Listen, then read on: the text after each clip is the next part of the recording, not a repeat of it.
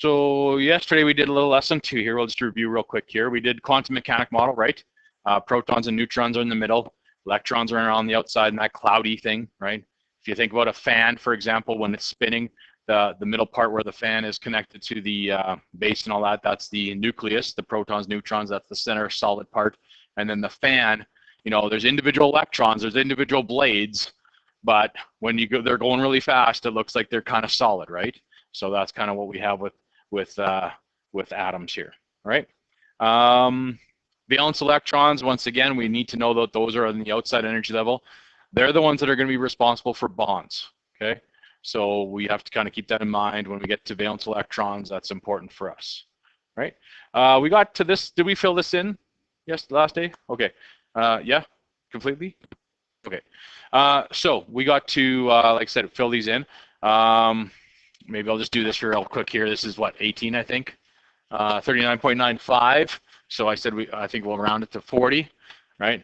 18 protons. Don't forget the symbol for protons is that. Electrons looks like that, of course. In neutral atoms for right now anyway, we have 18 positives. We have to have 18 negatives, okay?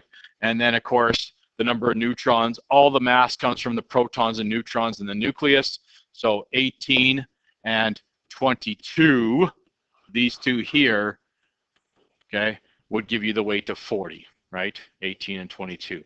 So 18 plus 22 is 40, and that's where the mass comes from, is the neutrons, or the nucleus, I should say. Protons weigh about 1. Neutrons weigh about 1, okay? Electrons weigh about 1/2000th of that. So in the big scheme of things, they basically weigh nothing, okay? They do have a little bit of weight, just so you know. But the fact that our periodic table does 2 decimal places, probably not going to make a difference, you know. And we're talking like maybe the 5th decimal place or the 6th is where the neutron or the electrons would actually make a difference, perhaps in weight, okay? Isotopes, okay, this will be new for us, I believe, yes? Okay. Let's just copy this part here. Just this part up here, isotopes. Isotopes are important because it kind of explains the periodic table for us. So I'll let you copy, and then we will talk about that. So isotopes. So the mass number on the periodic table, of course, is represents the average mass number of the atoms of that element. So that kind of sounds confusing, but it's basically the average mass, okay? Don't worry about this. We'll talk about that in a second. Well, you can write this down, magnesium 24, 25, 26. I'm going to do it a little, I'll do kind of the same thing here, but I'm going to write it down like this. Magnesium 24, magnesium 25, and magnesium 26, okay? So that number on the periodic table, the average mass, of course, comes from these atoms of magnesium, okay? Now, let's just do a little review here because this is what your homework's going to be here shortly here. I'll give you a little time because I'm going to be quiet for a change. Thank goodness, right? And I know. But let's do a little review here. How many protons does this magnesium here have? 24. How many protons does it have? You got a periodic table, so there's no excuse. How many? 12, okay? So remember, it's the top number in the top left, yes? Atomic number 12, so it's got 12 protons. How many electrons does it have? Sorry, I can't hear you. 12? Is that a 12? I heard something. 12? How many neutrons does this one have? How do you figure that out again?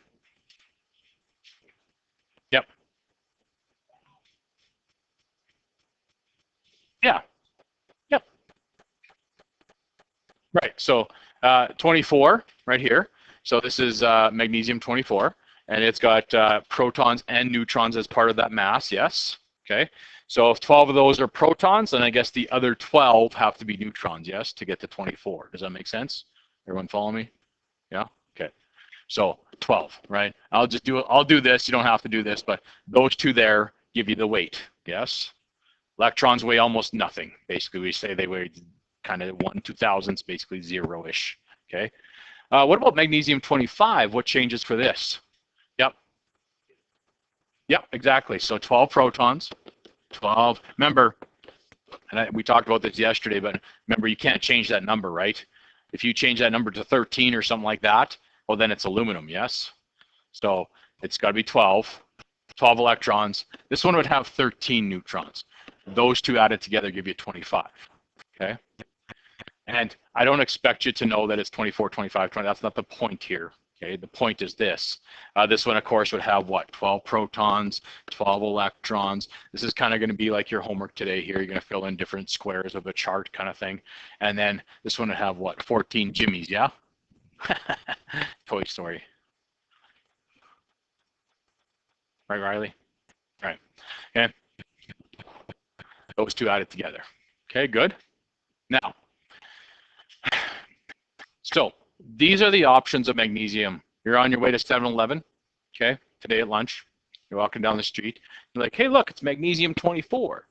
And then maybe one of your friends is like magnesium 25 and magnesium 26. That's how these naturally occur, okay? You don't have to do anything special to them. That's just how they occur. Excuse me. My voice is starting to go already, and it's only period 2. This week's always hard because I talk a lot, and I'm not allowed to talk at home. Am I still recording? Oh, crap. That's not going to be good. She's not going to watch, hey? Let's be honest. I listened a little bit last night. I was on my iPad, and I kind of listened to a few. I was like, oh, wow, that sucks. This is way better. Anyway, I realized, even though I try to be sometimes like, you know, and kind of, but I'm not. I'm like, today we're going to learn about protons and neutrons, and it's very monotone. Not good. Anyway, you don't have to do anything to these magnesiums. That's just how they naturally come, okay? You're walking down the street, you find these 3. But here's the deal. So they say, basically what they're saying here is that the number on the periodic table is the average of these 3 magnesiums. So if let's see if you belong in Chem 20. What's the average of 24, 25, and 26? If you need a calculator, it's okay because you're allowed to have a calculator. So if you have to do that on the calculator, let me know. That's fine. Get a calculator out. The average of 24, 25, and 26 is what? 25. Yes? Okay. So it's 25. Well, wait a minute. That doesn't match up to the periodic table. In fact, periodic table's number is stupid. It's like 24.31, right? So does that mean that magnesium technically has what? 12 protons and 12.31 neutrons. Can you have 0.31 of a neutron? No, because they're like little tiny particles. You can't have a third of a particle, okay? It's either a whole subatomic particle, that's what they're called, that's the fancy term, subatomic, but you can't have a third of a subatomic particle, so they come in wholes. So what they do is they average them based on their abundancy, okay? And you don't need to know this, I'm just telling you this is where the numbers come from. So all the numbers on there have different, have decimal places. Even oxygen has 16.00, okay? There's probably different isotopes of oxygen, okay? I don't know what they are because I only know this one and a couple other ones. Doesn't matter. This one here comes in about 78.99% of all magnesiums look like that one, okay? Most of them are that. So when you're walking on your way to 7-Eleven, okay, and you're going to bet your friends on which magnesium you see, you're going to bet, hey, I'll bet you a Slurpee that magnesium has 12 protons, 12 neutrons, that's 24. That's the one you go with because it's like 79% of them look like that, okay? You have like an 80% chance of being right, all right?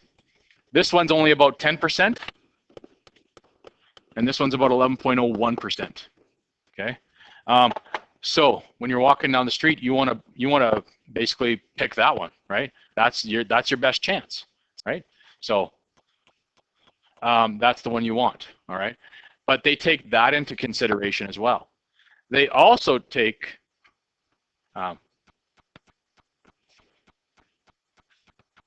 I don't know what he's doing here, but okay. So like I said, that's the abundance of each one. All right, that's just how they come. And so they even not only do they look at that, but they actually look at the fact that protons and neutrons don't exactly the way. If you average these out right now, if you take 78.99% of 24 and 10, 25 and 11, and you average them, you get 24.32. That's because we're assuming the proton and neutron weigh about the same. They don't. So they even take that into consideration as well.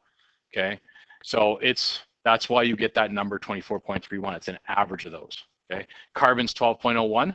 So there's an average of 12s, probably some 13s, there's some 14s, et cetera, et cetera. Those are isotopes, different number of neutrons. Okay, I have to tell you that because when you get to this chart here, which I'm going to give you shortly here, these are not all the ones from the periodic table. Okay, so you know, for example, some will be, but some won't be. You're going to find out here down at the bottom here, we're going to have two. I actually forget because I think it's two coppers perhaps on this sheet, okay? And that's because one is from the periodic table, okay? If you find copper, it's like 29, yeah? It's been a while, so I apologize if I forget, and it's 63.55, yes? So 64 would be the most common one, right? Because we're gonna round up or down, but we might have copper that weighs only 63, or 65 or 66 or 67, okay? So just kind of keep that in mind. You have to go based on which one do you use, you might say. Well, it depends, right? In some cases here, like this one is 13 and 15. Well, and then by the way, this would be, just so you know, the top here is, I think this is the electrons and this is the neutrons. Well, they're telling me, hey, look, I got 13, these are all neutral atoms, I think. I think on the chart, I gave you a few different ones. I'm going to give you a few ions just to see how that goes, just for little fun skis. Okay, fun, yeah. I think there's a couple ions at the bottom, but for the most part, these are all neutral atoms. All right. So look, if I have 13 electrons, how many protons do I need to have? 13, right? So then you're going to know what atom it is, right? But now 13 and 15 is what? 28. Yes. So that might not match up to the periodic table. That's okay. All right. It might not. So just keep that in mind. We're trying to look for, you know, we have to adjust for those neutrons a little bit there. And of course, remember, really in the big scheme of things here, this mass, atomic mass or mass number, is dependent on these two things right here, yes? Those two added together, right? So remember that, like the mass might not quite match up or the neutrons might not match up, that's okay, because that's the one I want you to use. If you just get lithium, then off you go. You're going to look on the periodic table probably, yes? Because we're not basing it on anything else, we're basing it on the periodic table. Does that make sense? Okay? Yes, no? Questions, anyone? All right. We're gonna stop here and take a break because I don't want to talk anymore, yeah?